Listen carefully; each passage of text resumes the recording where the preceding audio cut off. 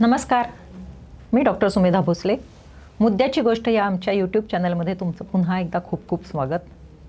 आपली पहिली मालिका आहे मी आणि माझं आनंदी जीवन. आनंदी जीवन म्हणजे आनंदी शरीर आणि आनंदी मन. मनाला कसं स्ट्रॉंग ठेवायचं, स्मृती किंवा स्मरणशक्ती कशी शाबूत ठेवायची, आणि जर स्मृती आपल्याला सोडून गेली असेल, खरं तर ती वाईट कंडिशन आहे, त्याला डिमेन्शिया असं म्हणतो आपण, तर त्यावेळी नक्की काय उपचार योजना करायचे याविषयीची माहिती आपण या दुसऱ्या भागात घेणार आहोत. मागच्या भागात आपण डॉक्टर मंगलाताई जोगळेकर यांच्याकडून डिमेन्शियाचं स्वरूप समजून घेतलेलं आहे, त्याची लक्षणं समजून घेतलेली आहेत, त्याचं साधारण कशा पद्धतीचा त्रास असतो याबद्दल माहिती घेतलेली आहे, आणि लॅन्सेटच्या थिअरीबद्दल आपण बोलत होतो. तर मंगलाताई, लॅन्सेटच्या थिअरीबद्दल अजून काही सांगायचं आहे तुम्हाला? एक दोन गोष्टी जरूर सांगायला आवडतील. ते म्हणजे की भारतात देखील डिमेन्शियाचं प्रमाण, व्हॅस्क्युलर डिमेन्शियाचं म्हणजे ज्या ठिकाणी मेंदूला रक्तप्रवाह नीट पोचू शकतो, हा जो भाग आहे, व्हॅस्क्युलर डिमेन्शियामध्ये पोचत नाही. पण जर तो पोचला तर आपलं डिमेन्शियाचं प्रमाण जे परदेशामध्ये आपल्याला दिसते तेवढंच कमी करता येईल. हा महत्त्वाचा एक मुद्दा. आणि दुसरा महत्त्वाचा मुद्दा म्हणजे मेंदूचं आरोग्य सांभाळण्यासाठी किंवा सुधारण्यासाठी तुम्ही केव्हाही प्रयत्न चालू करू शकता, आणि तुम्हाला असं दिसतं की तो प्रयत्न तुम्ही केलात तर तुमच्या मेंदूच्या क्षमतांमध्ये बदल होतो, आणि तो नक्की होतो. याला न्यूरोप्लास्टिसिटी असं म्हणतो. बरोबर. प्लास्टिसिटी म्हणजे मेंदू can change, brain can change. Elasticity is a property bye virtue of which thing can regain its original shape. But plasticity म्हणजे झालेले चेंज परमनंट असतात. तुमच्या विचाराची पद्धती जर तुम्ही सुधारलीत तर नवीन पाथ, न्यूरोपाथ तयार होऊन न्यूरोप्लास्टिसिटी होऊ शकते. हे माझं पुढचं न्यूरोबिक्सचं लेक्चर आहे, त्याच्यामध्ये मी जास्ती छान एक्सप्लेन करणार आहे. पण आत्ता हा निघाला म्हणून मी तुम्हाला थोडंसं डिस्टर्ब करून त्याच्याबद्दल बोलले. तर त्याचं पुन्हा आपण रिव्हाइज करू. मागच्या लेक्चरमध्ये लॅन्सेट यांनी काय सांगितलं की तुमची हेल्थ लाईफस्टाईल सांभाळा, तुमच्या लाईफस्टाईलमध्ये सुधारणा करा, त्याच्यामध्ये नक्की व्यायाम करा, चांगला आहार घ्या, आणि तुमचं सामाजिक आरोग्य चांगलं ठेवा. WHO तर हार्ट डिसीजच्या प्रिव्हेन्शनमध्ये सुद्धा सोशल लाईफ किंवा सामाजिक आरोग्य याला पहिला आता प्राधान्य दिलेलं आहे. स्मोकिंगच्याही भरपूर वरती दिलेलं आहे. आणि व्यसन काही करू नका असं त्यांनी सांगितलं. आणि आत्ता त्यांनी सांगितलं की 40% लोकांमध्ये यामुळे सुधारणा होऊ शकते. हे किती पॉझिटिव्ह मेसेज आहे. त्यामुळे नक्की तुम्ही तुमच्या लाईफस्टाईलवरती विचार करा. आता सांगा, यांच्या ट्रीटमेंटमध्ये म्हणजे तुमच्याकडे मेमरी क्लिनिकमध्ये आले, तुम्ही डायग्नॉस केलं त्यांना त्या टेस्ट दिल्यानंतर, मग तुमचा पुढचा काय टप्पा असतो त्यांच्या ट्रीटमेंटचा? पुढचा टप्पा असा असतो की काळजी घेणं हे योग्य रीतीने व्हायला पाहिजे. मग काळजी घेणं योग्य रीतीने होण्याच्यासाठी त्यांना डिमेन्शियाची माहिती आहे का? म्हणजे आता हे काळजी वाहकांच्या बरोबरचं काम झालं बरं का, की त्यांना डिमेन्शियाची माहिती आहे का, काळजी घेणं म्हणजे काय ते माहिती आहे का, आणि डिमेन्शियाच्या पेशंटच्यासाठी तुम्हाला काय करायला पाहिजे. तर एक गोष्ट आम्ही त्यांना सांगतो की त्यांना स्वावलंबी ठेवा. बरं. म्हणजे काय होतं माहिती आहे का, की आता माझ्या आईला किंवा माझ्या वडिलांना हा आजार झाला आहे, आयुष्यभर त्यांनी एवढं काम केलं आहे, तर आता त्यांनी कशाला करायला पाहिजे असं एक मनाला वाटतं. आणि मग आपण काय करतो की ते बिल भरायला जातात, नका जाऊ नका, आपण ना ते कम्प्युटरवरनं करू शकतो. तुम्हाला इकडे सामान आणायचं आहे ना, नका जाऊ. अमुक करायचं आहे ना, नका करू. अशा रीतीने त्यांच्यावरती विनाकारण बंधनं येतात.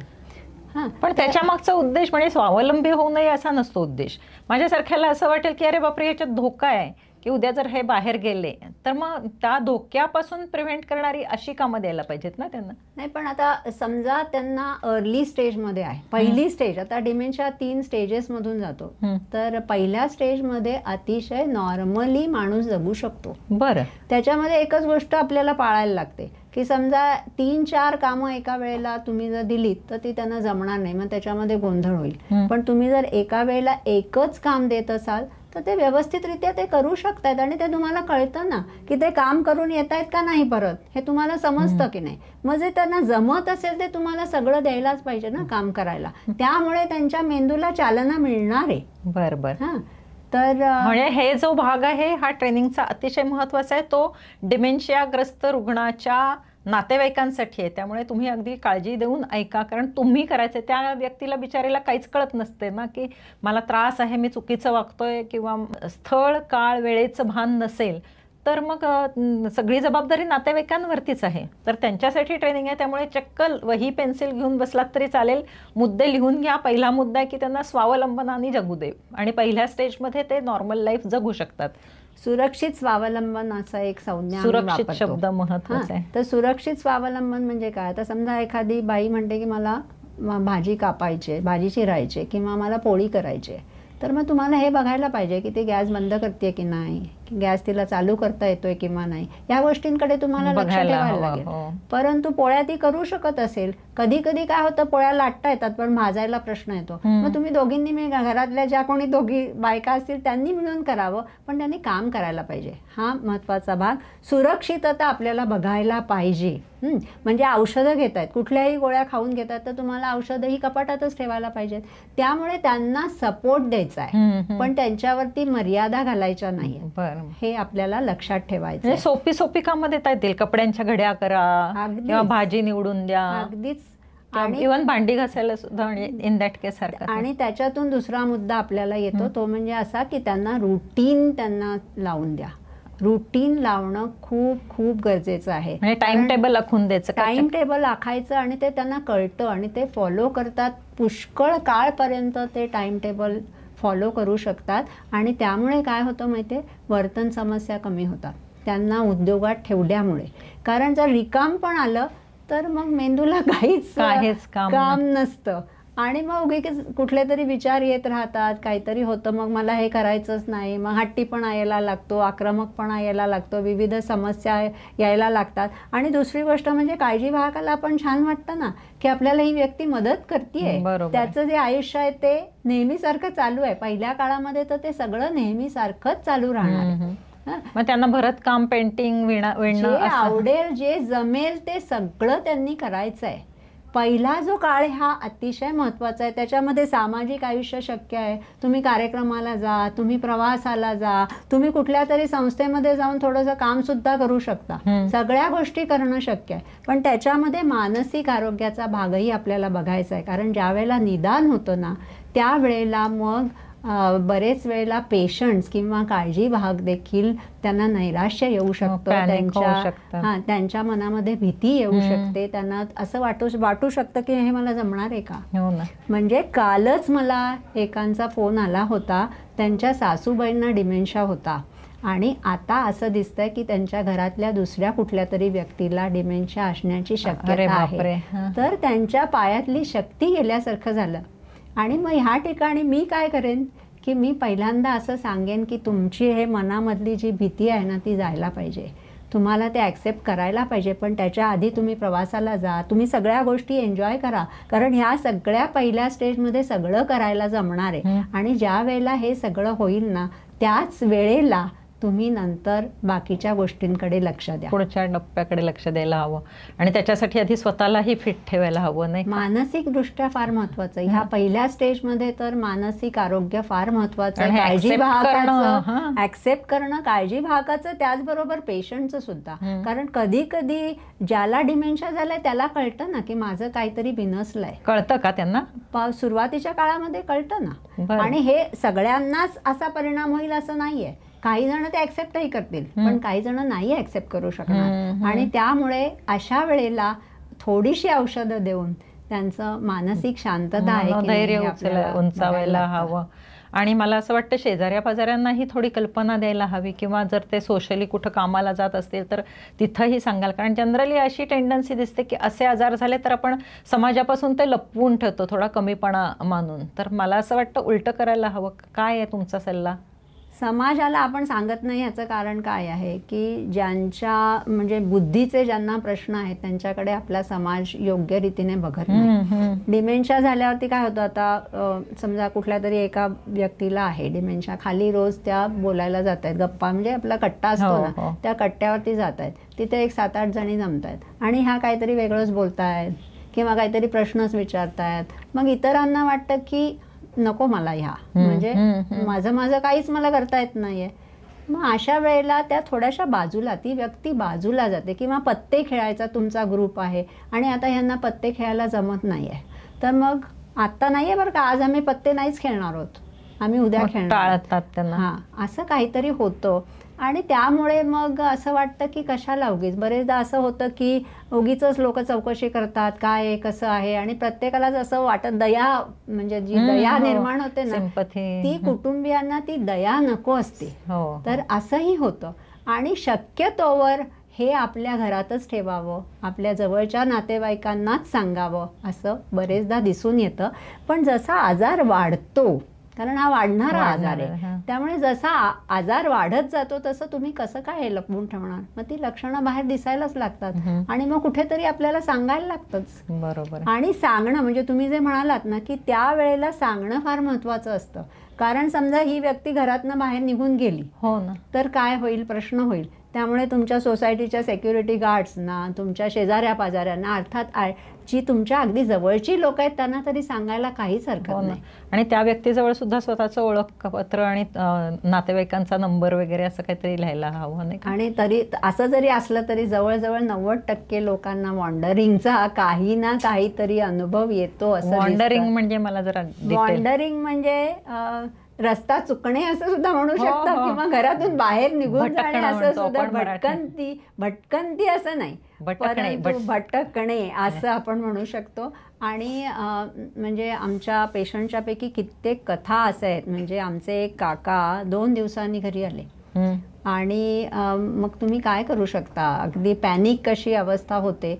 परंतु ह्याच्यासाठी तुम्ही पहिल्यापासून बऱ्याच काही गोष्टी करू शकता. म्हणजे वॉन्डरिंग हा असा एक विषय आहे की ज्याच्याबद्दल तुम्ही खूप 10-15 मिनटं तरी बोलू शकता.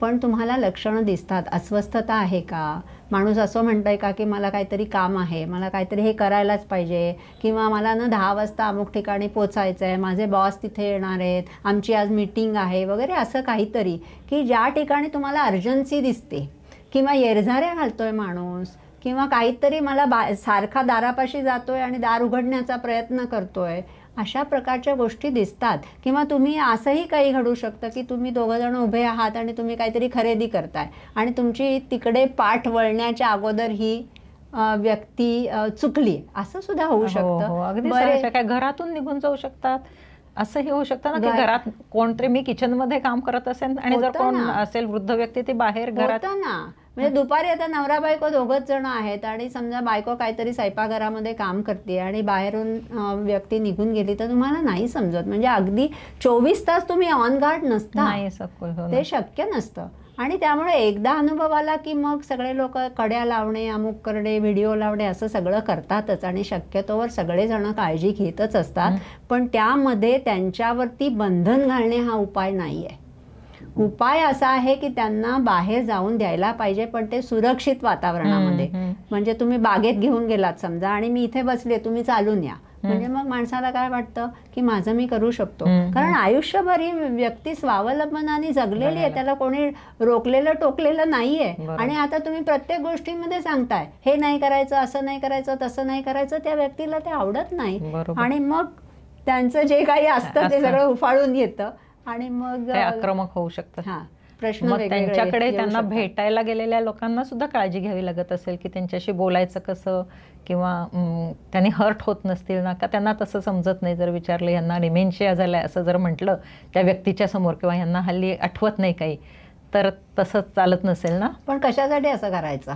जनरल कोणी आता सपोज एक कोणतरी म्हणजे मैत्रीण आली आणि तिने जर सांगितलं की यांना आठवत नाही ना सध्या, असं त्यांच्या समोर बोललं गेलं तर शक्यतोवर असं करू नये. पण शक्यतोवर म्हणजे असं अगदी नॉर्मली वागावं. म्हणजे आता आमच्याकडची जी मंडळी असतात, तर तुमचा समजा मैत्रिणींचा ग्रुप आहे आणि दर महिन्याला तुम्ही कुठेतरी जमताय, तर बरेचदा पेशंट त्याच्यामध्ये सहभागी होऊ शकतात. तुम्ही त्याच्यामध्ये अशा काहीतरी ऍक्टिव्हिटीज करा की पेशंट त्याच्यामध्ये भाग घेऊ शकेल, का नाही. आणि हा पण आवडतं का त्यांना, कारण असं मी माझ्या बघण्यात आलं की तिथून उठून जातात ती लोक, किंवा इव्हन लग्न समारंभात गेलं तरी त्यांचं घरी कधी जातोय असं त्यांच्याकडे कळ. काही ज्या गोष्टी आवडतात त्या तुम्हाला माहिती असतात ना. म्हणजे तुमच्याकडे जर पाहुणे येणार असतील आणि तुम्ही त्यांच्या आवडीच्या गोष्टी केल्यात तर ते त्याच्यामध्ये भाग घेऊ शकतात. किंवा अगदी पहिल्यांदा एक 10-15 मिनटं त्यांच्याशी बोललायत तुम्ही, त्यांना असं वेगळी ट्रीटमेंट दिली नाही आहे, ते तुमच्याच घरातल्या कुटुंबियांचा भाग आहे असं जर तुम्ही त्यांच्याशी बोललात वागलात तर ते त्यांना नक्की आवडतं आणि ते त्यांच्या मेंदूसाठी सुद्धा चांगलं आहे, कारण सामाजिक आयुष्य त्यांना सुद्धा गरजेचंच आहे. तेवढ्यासाठीच मी हा प्रश्न विचारला की आपण त्यांच्याशी कसं वागायचंय.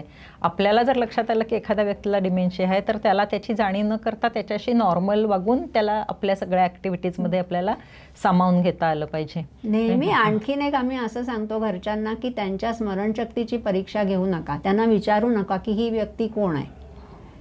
आणि आपण जातो ना, म्हणजे लहान मुलाला आपण सांगतो की नाही हे म्हणून दाखव, कविता म्हणून दाखव, अमुक करून दाखव, तसाच हा प्रश्न, कोण आलाय ते सांगा बरं. आणि त्यांना नाही आठवणार आहे, मग त्यांच्या स्मरणशक्तीची कशासाठी परीक्षा घेताय, करूच नका. त्याच्याऐवजी सांगा ही माझी मैत्रिणीनं ती आली आहे किंवा आपला पुतणे आलाय बरं का तुम्हाला भेटायला, आणि तुम्ही काहीतरी ऍक्टिव्हिटी प्लॅन करा, त्यांना आवडणारी काहीतरी एक डिश तयार करा, खायला तुम्ही देणारच आहात तसा पदार्थ तयार करा. त्यांना सांगा की काकांना पत्ते खेळायला आवडतात तर तू जरा वेळ पत्ते खेळतोस का, काहीतरी असं प्लॅन करू शकता ज्यामुळे जी व्यक्ती येत असते भेटायला ती त्यांच्याबरोबर थोडासा तरी आनंदाचा काळ घालवू शकेल. नाहीतर काय होतं माहिती आहे का, ह्या व्यक्तीकडे दुर्लक्ष करतो आणि आपण सरळ आतमध्ये घरामध्ये निघून जातो आणि मग तिथे गप्पा करतो आणि ही व्यक्ती एका कोपऱ्यामध्ये बसून राहते किंवा आपल्या खोलीमध्ये निघून जाते. तर असं नको व्हायला. तुम्ही तुमच्या मेमरी क्लिनिकमध्ये मला वाटतं काहीतरी अशा गेम्स वगैरे घेता ना? हो, त्या गेम्स सुद्धा शिकवायला हरकत नाही ज्या घरी घेता येतील अशा. नक्की. काय असतं त्या गेम्स मध्ये? हा मेमरी लॅब म्हणून आम्ही म्हणतो आणि आम्ही महिन्यातनं 2 वेळेला हे करतो दीनानाथ हॉस्पिटलमध्ये, आणि त्याचा उद्देश हाच असतो की घरी तुम्ही काय करू शकता. खूप वेगवेगळ्या तऱ्हेच्या ॲक्टिव्हिटीज आम्ही करतो, अगदी व्यायामापासून सुरुवात करून मग त्यांची आवड काय आहे. आपण आत्ता जे म्हटलं ना की त्यांच्या आवडीच्या गोष्टी करा, तर आमच्याकडे बरेच व्यवसाय असतात, त्यांना काय आवडतंय हे आम्ही बघतो आणि आम्हाला समजतं त्यांना काय जमू शकेल. कारण खूप गोष्टी असतात, पझल्स असतात, मग लँग्वेज रिलेटेड एक्झरसाइजेस असतात, गेम्स असतात, कलरिंग असतं, म्हणजे काही जणांना ड्रॉइंग आवडतं, काही जणांना काहीतरी आर्ट ॲक्टिव्हिटी करायला आवडते, काही जणांना नुसत्या गप्पा मारायला आवडतात, काही जणांना गाण्याच्या भेंड्या खेळायला आवडतात, काही जणांना पत्ते खेळायला आवडतात. तर आमच्याकडे एक 10-12 पेशंट्स असतील तर आमच्याकडे खूप व्हॉलंटियर्स येतात ह्याच्यामध्ये. त्यामुळे बरेचदा ही अशी 1-on-1 इंटरॅक्शन होते. आणि तुम्ही जे म्हणलात की सामाजिक आयुष्य महत्वाचं आहे, तर हे सुद्धा महत्वाचं आहे. आमचा मोठा ग्रुप असतो, मग ग्रुप गेम्स घेतो. हे सगळे डिमेन्शिया झालेल्या लोकांचा ग्रुप आहे. हा डिमेन्शिया झालेल्या लोकांचं जे मेमरी लॅब म्हणून चालते ती दीनानाथमध्ये पेशंटच्यासाठी असते. इथे मला आणखीन एक गोष्ट सांगायची, ती म्हणजे अशी की बरेचदा मेंदूला चालना द्यायला पाहिजे ना, म्हणून आपण पुस्तकं आणतो, मग काहीतरी करतो आणि मग आपल्या घरातल्या व्यक्तीला सांगतो हे पुस्तकं आणलेत, हे तुम्ही करा बरं का, हे तुम्हाला वाचन आवडतं म्हणून मी 4 पुस्तकं घेऊन आले, हे आता वाचायचं आहे आणि मला सांगायचं आहे. तुम्ही बोट धरून हे करायचं आहे, हे करायचं आहे, पण त्यांना ते नाही समजत आहे ना की मी हे कशासाठी करायला पाहिजे. तुम्ही एकत्र बसून ह्या गोष्टी करा, त्यांना आवडतंय ते त्यांच्या कलानी करत राहणं हे जास्ती म्हणजे त्यांच्या बरोबर करणं. आपण करूया हे त्यांना जर सांगितलं की दुपारी हे आता हे करा, नाहीतर काहीतरी वहीमध्ये लिहून काढा, नाही करत ते. आणि बरेचदा सगळेजण हेच सांगतात की घरी काही करत नाहीत पण तुमच्या इथे आल्यावरती करतात. आणि आमची करण्याची पद्धत वेगळी असते, तिथे सगळेच जण काहीतरी करत असतात आणि आम्हाला दिसतं की खरंच 2 तास त्यांचा वेळ इतका मजेत जातो. नाही, हे खूप महत्वाचं कार्य आहे तुमचं. म्हणजे मला तुमच्या सगळ्या कामामध्ये हा जो भाग आहे ना की 2 तास त्या रुग्णांना विचारांपासून त्यांच्या प्रवृत्त करून त्यांचा तास तो आनंदाचा तास त्यांच्या वाट्याला तुमच्या याच्यामुळे येतो. आणि तसे आनंदाचे तास आपल्याला घरामध्ये करायला हवेत. आणि मग ते तुमचे ग्रुप्स आहेत, व्हॉट्सअप ग्रुप वगैरे, त्याच्यावर काय ऍक्टिव्हिटीज असतात?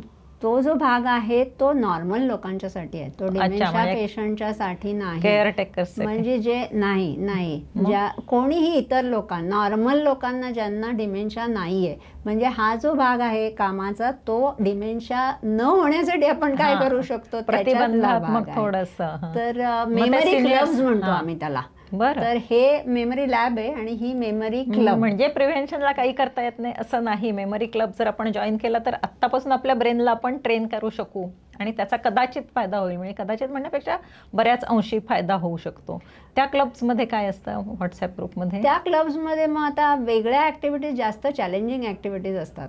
मग त्याच्यामध्ये आपल्याला असं दिसतं की शॉर्ट टर्म मेमरीचे एक्झरसाइजेस आहेत, ऑब्झर्वेशनचे एक्झरसाइजेस आहेत, क्रिएटिव्ह थिंकिंगचे आहेत, लॉजिकल थिंकिंगचे आहेत. अशा वेगवेगळ्या क्षमतांना तुम्हाला सक्षम करण्याच्यासाठी काय करता येईल अशा प्रकारच्या गोष्टी. मग त्याच्यामध्ये चर्चा आहेत, त्याच्यामध्ये ग्रुप गेम्स आहेत, खूप वेगवेगळ्या तऱ्हेच्या गोष्टी करतो. आणि तो सुद्धा अनुभव आनंददायीच असतो.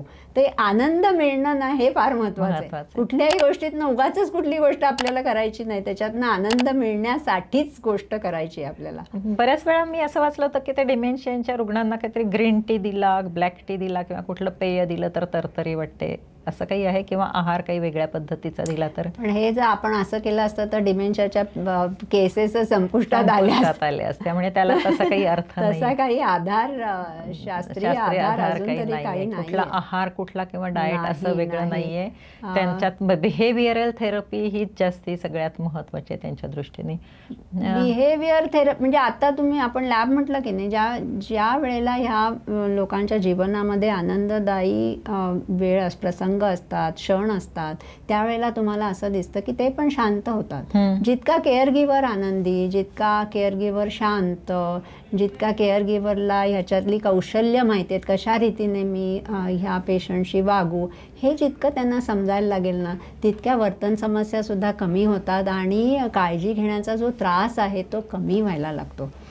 बऱ्याच वेळा शेवटची स्थिती असेल कदाचित ती, किंवा ॲडव्हान्स स्थिती असेल, शेवटची नाही मला म्हणता येणार, की त्यांना आपण काय खातोय काय पितोय याचंही भान नसतं, किंवा जेवणामध्ये इंटरेस्ट नसतो, किंवा चावलं जात नाही अन्न वगैरे, असे पण काही आढळतात. त्यावेळी काय करायला लागतं मग? ज्या वेळेला सेन्सरी सगळ्या गोष्टींवरती परिणाम व्हायला लागतो त्यावेळेला अशा सगळ्या गोष्टी घडायला लागतात. पण आता जेवणाचं जे तुम्ही म्हणलात ना, बरेचदा तुम्ही समोर काहीतरी ठेवता पदार्थ आणि आता म्हणजे खाण्यासाठी म्हणून ठेवता, त्यांना असा प्रश्न पडतो की मी ह्याचं काय करायचं आहे, म्हणजे खायचं कसं हे देखील समजत नाही. तर मग त्यावेळेला जर तुम्ही शेजारी बसलात आणि तुम्ही त्याच्यातनं चमचा घालताय आणि ते जवळ नेताय आणि नंतर चावताय, हे त्यांना कळलं की मग ते बरेचदा खाऊ शकतात. अशा काही गोष्टी आम्ही सांगतो. कधी कधी स्वॉलोईंगला त्रास होत असतो, कारण इथले जे मसल्स आहेत ते सुद्धा मेंदूत चालवणार ना. मग तिथे अशा वेळेला मग स्पीच थेरपिस्टची थोडीशी मदत घेतली तर काही काळ त्यांना ते करायला जमतं. पण शेवटी ह्या सगळ्या गोष्टींवरती म्हणजे परिणाम होणारच आहे. ॲडव्हान्स स्टेजमध्ये बऱ्याच काही वेगळ्या गोष्टी घडतात आणि त्याचं काळजी घेणं हे अत्यंत वेगळं असतं. पण त्याच्या आधीच्या स्टेजमध्ये तर अशा वेळा होतात, बऱ्याच वेळा असं होतं की मी जेवली आहे हेही विसरतात, ते पुन्हा पुन्हा जेवायला मागतात, किंवा बहुतेक सगळ्यांना नातवंडांच्या ॲक्टिव्हिटीज लक्षात असतात किंवा त्यांच्या लहानपणीच्या ॲक्टिव्हिटीज लक्षात असतात, पण डे टू डे आता जेवली आहे मी हे आठवत नसतं, किंवा टॉयलेटच्या ॲक्टिव्हिटीज ज्या आहेत त्या सुद्धा त्रासदायक होऊ शकतात केअरटेकरना. त्यावेळी कसं कंट्रोल करायचं? जेवायचा जो भाग आहे ना, तो आता शॉर्ट टर्म मेमरी गेलेली आहे ना, तात्पुरती स्मरणशक्तीच जर परिणाम झालेला आहे तर त्यांना मी आधी काय ॲक्टिव्हिटी केली ते आठवू नाही शकत. मग अशा वेळेला अगदी साध्या साध्या टिप्स आपल्याला आपण वापरू शकतो. त्या म्हणजे त्यांनी जर सांगितलं मी जेवलो नाही आणि मला जेवायला द्या, तर तुम्ही त्यांच्याशी वाद घालू नका की आत्ता तुम्ही जेवलाय, सगळ्यांच्या समोर आपण जेवलोय, सगळेजण एकत्र टेबलावरती बसलो होतो, असं काही करू नका. तुम्ही त्यांच्यासाठी काहीतरी थोडंसं द्या, त्यांना थोडंच द्या म्हणजे जे हेल्दी असेल, किंवा जेवण प्रत्यक्ष देताना थोडंसं कमी द्या. तुम्हाला जर असं वाटत असेल की हे पुन्हा मागणार आहेत तर थोडंसं पहिल्यांदा जेवण कमी द्या आणि नंतर थोडंसं काहीतरी देऊ शकता. हे झालं. दुसरी गोष्ट म्हणजे जेवणाच्या टेबलावरती जर सगळ्या गोष्टी प्लेट्स वगैरे तशाच असतील, ताटं वगैरे पडले, ताटं भांडी, तर तुम्ही सांगू शकता हे बघा आपण आत्ताच तर जेवलो आहे, अजून आपलं टेबल आवरून पण झालेलं नाही आहे. पण त्यांच्या लक्षात येतं. मुळामध्ये त्यांच्या लक्षात नाही म्हणून हे होतं, ते तुम्ही दिलेलं नाही असं त्यांना म्हणायचं नाहीये. बरोबर आहे. तर हे आपल्याला त्या क्षमता लक्षात घेऊन आपल्याला त्यांच्याशी बिहेव करायला हवं. आणि तुमच्या चेहऱ्यावरती जर राग दिसला तर मग नाही जमणार. राग वैताग तुम्ही राग वैताग तुमच्या भावना तुमच्या चेहऱ्यावरती दिसल्या तर त्याप्रमाणे ते रिॲक्ट होणार आहेत. त्यामुळे असं हे पर्सनली घेऊ नका. असं जर कोणी काही तुम्हाला म्हणले, सासरे म्हणले समजा, असं म्हणून तुम्हाला अशा मनात आणू नका. एक अशीच केस माझ्याकडे होती, ज्या सुनेच्या पाठीमागे सासरे सारखे जायचे आणि मग का तर ती सून त्यांची सगळी कामं करायची, त्यामुळे ही व्यक्ती माझी काळजी घेणारी आहे, भरोसा होता तिच्यावर, म्हणून ते पाठीमागे जायचे. त्याच्या पाठीमागे दुसरा कुठलाच उद्देश नव्हता. खूप अवघड आहे हे सगळं. म्हणजे आधी एकतर टाइम टेबल आखायला हवं, त्यांची मनस्थिती लक्षात घेऊन त्यांना सतत आनंदी कसं ठेवायचं हे बघायला हवं, त्यांना सोपी कामं द्यायला हवीत की ज्याच्यात त्यांची इन्व्हॉल्वमेंट असेल. तुमच्यासारखे जर क्लब्स असतील तर तिथे आवर्जून जायला हवं आणि तिथल्या ॲक्टिव्हिटीज शिकून घ्यायला हव्यात. आणि मुख्य म्हणजे त्यांच्या कलानी, म्हणजे कलानी म्हणण्यापेक्षाही त्यांच्या ब्रेनची जी क्षमता आहे ती कुठली लक्षात आहे ती लक्षात घेऊन त्या पद्धतीने आपण त्यांच्याशी व्यवहार करून आयुष्यात काहीतरी त्यांच्या रस निर्माण करणं हे महत्त्वाचं आहे. अजून काही सांगता येईल याच्याविषयी? सांगायला तर खूप आहे, पण त्याच्या आधी हे बघायला पाहिजे की हे सगळं करताना काळजी वाहकावरती किती मोठा परिणाम होणार आहे. आणि ही म्हणजे 2 आयुष्य आहेत. काळजी वाहकाचं आयुष्य एका बाजूने जात आहे आणि पेशंटचं आयुष्य एका बाजूने जात आहे, आणि ह्याचा प्रचंड मोठा ताण काळजी वाहकावरती पडतो. आणि त्यासाठी काळजी वाहकांनी आपली काळजी घ्यायला पाहिजे. स्वतःकडे दुर्लक्ष करून चालणार नाहीये. या दोन्ही गोष्टींचा बॅलन्स कुठेतरी आपल्याला राखायला पाहिजे. केअर टेकर, स्वतःचं तब्येत, स्वतःचं आरोग्य, स्वतःची लाईफस्टाईल नीट ठेवायला हवी. आणि पेशन्स, प्रचंड पेशन्स आहे की जो खूप अवघड आहे. इथे आपल्याला बोलायला सोपं आहे. कौशल्य आहेत. आणि मला तर असं सांगायला आवडेल की तुम्ही ट्रेनिंग प्रोग्राममध्ये भाग घ्या, तुम्ही कौशल्य शिकून घ्या, ही काळजी कशी करायची हे शिकून घ्या. आणि हे जर शिकलात ना तर त्याचा खूप फायदा होतो. आमचा सपोर्ट ग्रुप आहे, म्हणजे आपण म्हटलं की पेशंटच्यासाठी आम्ही काही गोष्टी करतोय, तसंच काळजी वाहकांच्यासाठी सुद्धा करत असतो. तो आमचा सपोर्ट ग्रुप आहे, व्हॉट्सॲप सपोर्ट ग्रुप आहे. आणि ह्याचा इतका फायदा होतो की आपण एकटे नाहीत हे समजतं. आपल्या भावना ज्या काय आहेत, आपलं मन मोकळं करता येतं, इतर काय करतायत लोक ते समजतं आपल्याला. आमच्याकडे तज्ज्ञ लोक येतात, आम्ही व्याख्यानं ठेवतो, वेगवेगळ्या विषयांवरती चर्चा करतो, इतर जे केअर गिव्हर्स आहेत त्यांचे केस प्रेझेंटेशन्स करतो, खूप गोष्टी करतो. आणि त्याच्यामधून काळजी वाहक हा घडत जातो. तर हे काळजी वाहक म्हणून घडताना हेच या पुस्तकाचं नाव आहे. ह्यामध्ये तुम्ही मला वाटतं सगळी माहिती दिली असेल. हे मोठं पुस्तक आहे, हे खरं घरोघरी पोहोचायला हवं. शक्यतो तुमच्या कोणावरही अशी वेळ येऊ नये. तुमचे सर्व ज्येष्ठ जे नातेवाईक आहेत त्यांचं आरोग्य चांगलंच राहायला हवं, पण वेळ आली तर काय करायला हवं हे मात्र नक्की समजून घ्यायला हवं. तुम्हाला अजून काही सांगायचं आहे याविषयी? खूप सांगण्यासारखं सांगा ना, जरूर सांगा. कारण आपण काही गोष्टी समारोप करताना फक्त मला असं सांगायला आवडेल की एक म्हणजे समारोपाची घाई नाहीये. तुम्हाला ज्या महत्वाच्या गोष्टी आहेत त्या अगदी सांगा, कारण हे प्रबोधन अतिशय महत्वाचं आहे. मला असं वाटतं की मग मला पूरक उपचार पद्धतीवर अगदी बोलायला आवडेल. तर पूरक उपचार पद्धतीमध्ये आपण विविध व्यावसायिकांची मदत घेतो, मार्गदर्शन घेतो आणि मग वेगवेगळ्या थेरपीचा वापर करतो. मग ह्याच्यामध्ये मध्यवर्ती भूमिका मला वाटतं सोशल वर्करची आहे.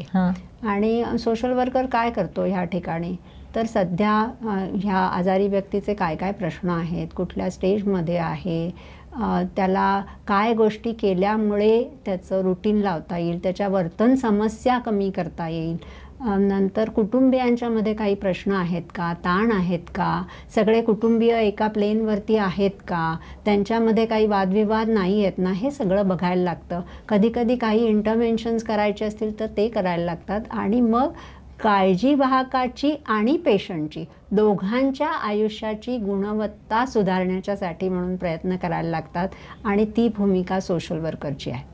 मग त्याच्या जोडीने ऑक्युपेशनल थेरपिस्ट असेल तो यांनी स्वावलंबी राहावं म्हणून काय करायला पाहिजे, त्यांचं घरात राहणं आरामशीर व्हावं म्हणून काय करायला पाहिजे, ह्या सगळ्या बाबी ऑक्युपेशनल थेरपिस्ट बघेल. पण सोशल वर्कर किंवा ऑक्युपेशनल थेरपिस्ट असे कुठे उपलब्ध आहेत? म्हणजे कुणाच्या घरी असा प्रश्न आला तर कुठे कॉन्टॅक्ट करायचा? म्हणूनच सपोर्ट ग्रुपवरती येणं महत्वाचं आहे. म्हणजे तुम्हाला येण्यासाठी काय हे आहेत जे फॉर्मॅलिटीज? दीनानाथमध्ये जे कोणी आमच्याकडे पेशंट्स येतात, ज्यांची आमच्याशी ओळख होते, त्यांची बॅकग्राऊंड कळते, त्यांच्याकडच्या पेशंटच्याबद्दल माहिती कळते, त्यावेळेला आम्ही त्यांना आमच्या ग्रुपवरती, व्हॉट्सॲप ग्रुपवरती ॲड करतो. आणि मग त्यांना सगळ्या प्रकारच्या कार्यक्रमांची माहिती आपण खाली लिंकमध्ये तुमचा व्हॉट्सॲप नंबर देऊया. माझाही व्हॉट्सॲप नंबर, कारण रोटरीच्या मदतीने आम्ही मेमरी क्लिनिक्स आणखीन वाढवायचा प्रयत्न करणार आहोत मंगलाताईंच्या साहाय्याने. त्यामुळे तुमचा जर काही असेल तर त्यांच्या नंबरवरती तुम्ही व्हॉट्सॲपच्या सपोर्ट ग्रुपमध्ये इन्क्लूड होण्यासाठी जरूर चौकशी करा. आपण लिंकमध्ये तुमचा नंबर देऊया आणि इथे सुद्धा मी तुमचा नंबर शेवटी मेन्शन करते. शुअर. हां, तर आपण हे बघितलं. मग फिजिओथेरपिस्ट असतो तो मोबिलिटी सांभाळून ठेवण्यासाठी. आणि असा विचार करा की जर ही व्यक्ती खूप जास्त काळ मोबाईल राहिली तर काळजीवाहकाचे जे काम आहे ते किती प्रमाणामध्ये कमी होणार आहे.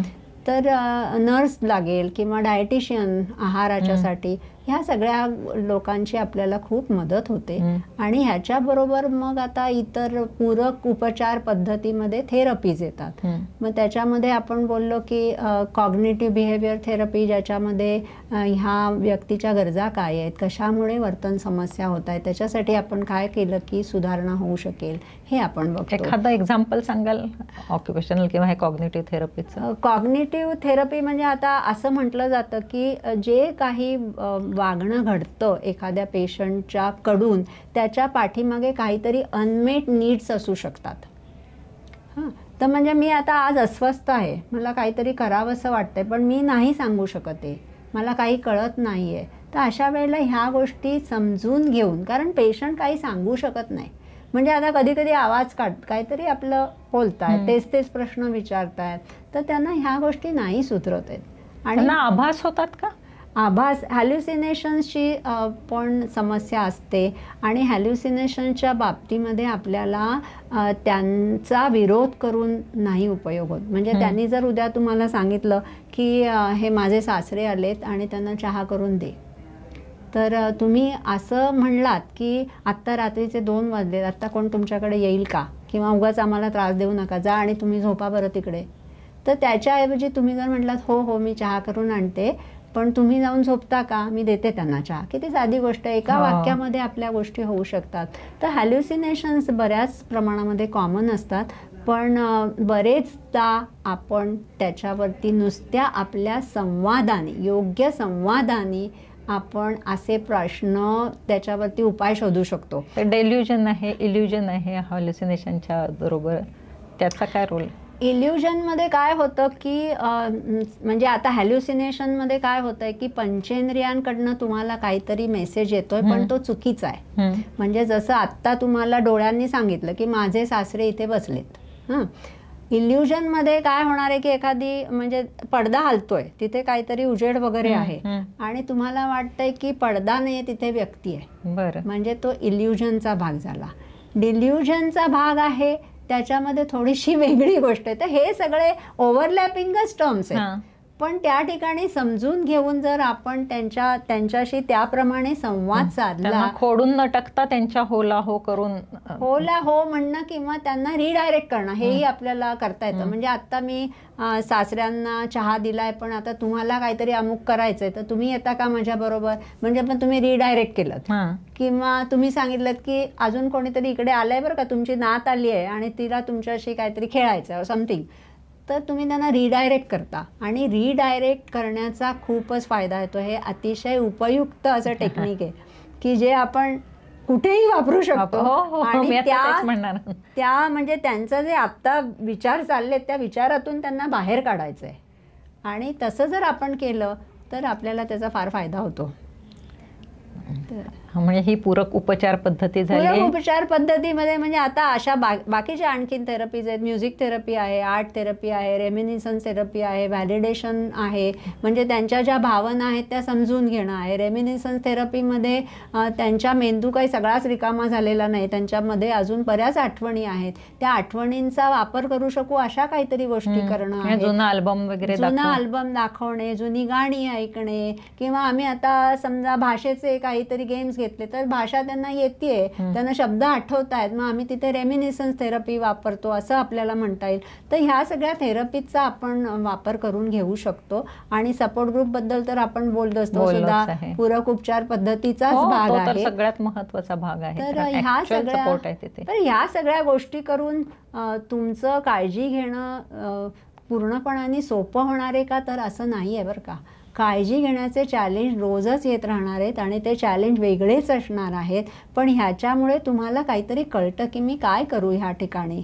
आणि मग वेगवेगळ्या ज्या तुमच्या भावना असतात त्या भावनांच्या वरती सुद्धा तुम्हाला काम करायला पाहिजे.